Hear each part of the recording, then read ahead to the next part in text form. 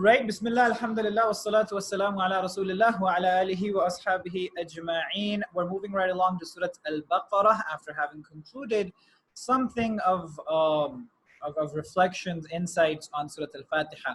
Right, so Surah al-Baqarah, second surah of the Qur'an, the longest surah of the Qur'an, revealed when the Messenger ﷺ had migrated to Medina. And the surah is called the Sanam al-Quran, the pinnacle of the Quran. We're just going to reflect on a few ideas from some of the ayat in this surah, starting from the very beginning. It starts with Alif, Lam, Mim, right? So these are disjointed letters, right, that are supposed to be read as such, as disjointed letters, not as a word. And when we look into the meaning of these letters, we come out with zilch, in the sense that this isn't coming together to make a word that is communicating a particular message like words do, but this does not mean that it doesn't communicate any message at all, or does not give any lesson at all. For the very beginning of this surah, or most surahs, this is a lot of surahs actually, this is a common first ayah for a lot of the surahs in the Quran. This is how they begin: Alif Lam Mim, Ha Mim, Alif Lam Mim Sad. So there are multiple letters that are used to begin different surahs or chapters of the Quran. So like I said, there are still lessons. And one such lesson is a lesson in humility. That the very first thing that the most learned of scholars will tell you is, we don't know what this means. We don't know what this means. And that just puts you in a place of humility that is necessary to approach any text.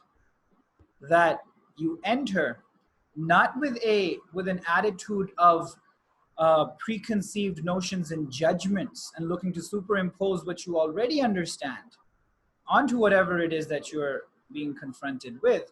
Rather, you come in with the understanding, you know what, I am here to learn something. I don't know, and so I want to know. Right? So that's the very first lesson that we draw from Alif Lam Mim. From Alif Lam Mim, we are reminded of the greatest of distinctions between human beings and animals, that of language.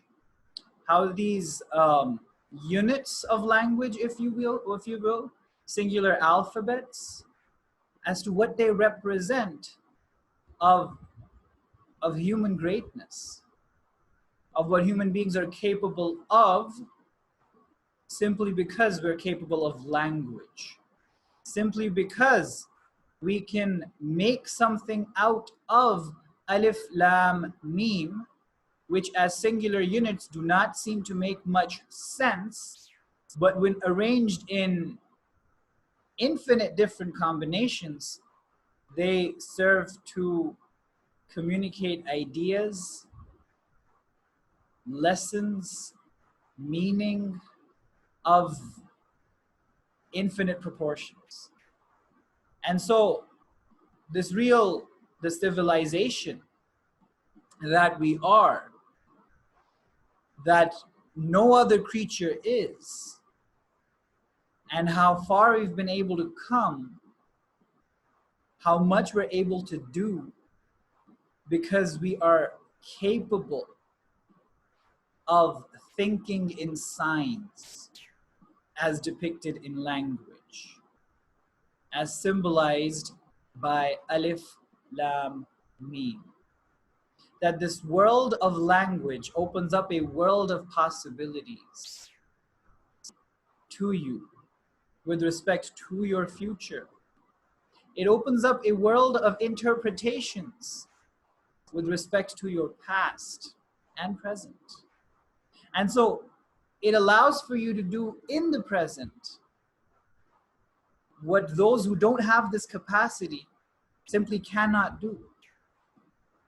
It gives you a freedom to from that world of possibilities, bring something into reality. Those ideas that can become deeds, that can change the world. Right? So this capacity for language and how it is one of the most significant realms or faculties of a human being that depict freedom, that allow for freedom, a freedom of action, a freedom to alter significantly the environment that you're placed in, the world that you're living in. Alif Lam Mim. Thank you so much for watching. Wa akhiru da'wana anil hamdulillahi rabbil alamin. All right. I don't have a celebrity guest list to keep you hooked, at least not yet. But if you do subscribe and if there's celebrity potential in you, that'll come out.